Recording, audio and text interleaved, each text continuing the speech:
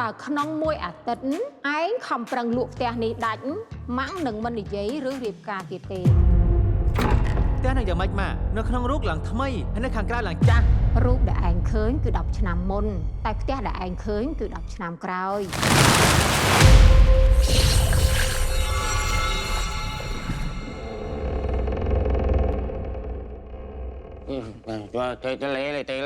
ទេអត់ទេបងទេបងខ្យល់បក់ខ្យល់បក់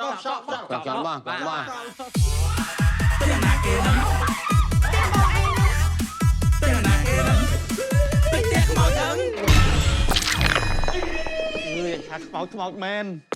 អាមកឆ្កែចៃដនពួកអញណាគេម្ចាស់ផ្ទះឲ្យពួកឯងមកដល់ខ្មោចលងអាណាដឹងបើម្ចាស់ផ្ទះវាលងដែរណាឲ្យពួកឯងខ្លាចអត់ចុះបើមិនខ្លាចអញរត់ទៅអីអូយ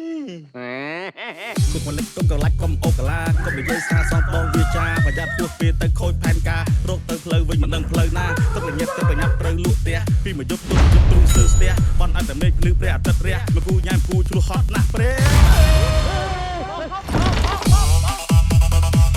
ពួកឯងនេះបោះឃ្លប់ភៀវហ្នឹងក៏មិនជាប់អរេថាតែឲ្យមានខ្មោចបានគេមករត់ចឹង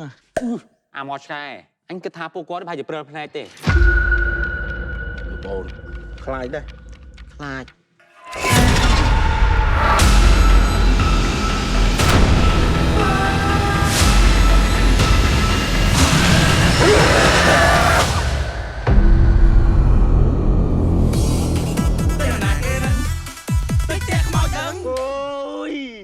មកបន្លាចគេចឹងឲ្យទៀតចឹងហី